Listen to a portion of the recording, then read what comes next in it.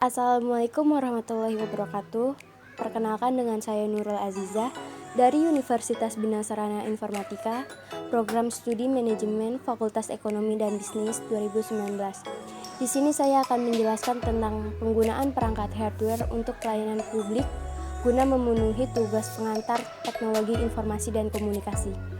Yang pertama-tama, hardware atau perangkat keras adalah salah satu komponen dari sebuah komputer yang sifat alatnya bisa dilihat dan diraba secara langsung atau yang berbentuk nyata, yang berfungsi untuk mendukung proses komputerisasi. Hardware dapat bekerja berdasarkan perintah yang telah ditentukan ada padanya, atau yang juga disebut dengan istilah instruction set. Dengan adanya perintah yang dapat dimengerti oleh hardware tersebut, maka hardware tersebut dapat melakukan berbagai kegiatan yang telah ditentukan oleh pemberi perintah. Hardware sendiri berfungsi dengan baik dikarenakan adanya software sebagai sistem yang menjalankannya. Secara fisik, komputer terdiri dari beberapa komponen yang merupakan suatu sistem. Sistem adalah komponen-komponen yang saling bekerja sama membentuk suatu kesatuan. Apabila salah satu komponen tidak berfungsi, akan mengakibatkan tidak berfungsinya proses-proses yang ada pada komputer dengan baik. Komponen komputer ini termasuk dalam kategori elemen perangkat keras. Berdasarkan fungsinya, perangkat keras komputer dibagi menjadi 4. Yang pertama, input device atau unit masukan. Yang kedua, process device atau unit pemrosesan. Yang ketiga, output device atau unit keluaran. Yang keempat, storage device atau unit penyimpanan. Selanjutnya saya akan menyebutkan beberapa perangkat lunak hardware yang digunakan untuk pelayanan publik. Yang pertama ada keyboard. Keyboard adalah sebuah perangkat input yang berisi tombol tekan di mana pengguna dapat memasukkan data dan instruksi ke dalam komputer. Penciptaan keyboard komputer berasal dari model mesin ketik yang diciptakan dan dipatenkan oleh Christopher Latham pada tahun 1868. Keyboard yang sekarang kita kenal memiliki beberapa jenis port, yaitu port serial dan PS2, USB dan wireless. Dan di sini fungsi keyboard adalah mengetik dan memasukkan data, membantu membuat tulisan, bentuk gambar dan menghapus kata, menggerakkan pointer atau kursor pada layar monitor. Lalu yang kedua ada scanner.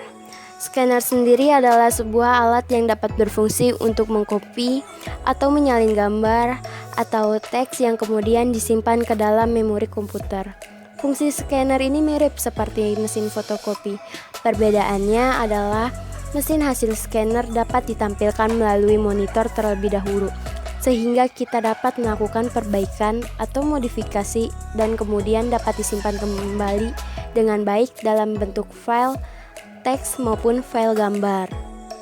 Yang ketiga ada printer. Printer adalah alat yang menampilkan data dari komputer dalam bentuk cetakan, baik berupa teks maupun gambar atau grafik di atas kertas. Printer terbagi atas beberapa bagian, yaitu picker sebagai alat pengambil kertas dari tray. Tray adalah tempat menaruh kertas di printer. Tinta atau toner adalah bahan pencetakannya. Perbedaan toner dan tinta adalah perbedaan sistem. Toner atau laser butuh pemanasan sebelum mencetak, sedangkan cartridge adalah alat pencetakannya. Lalu selanjutnya ada proyektor.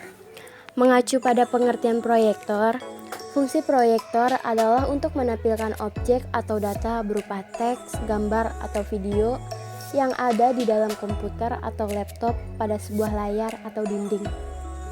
Proyektor dapat menampilkan objek dalam ukuran yang lebih besar dengan mudah serta fleksibilitasnya tinggi.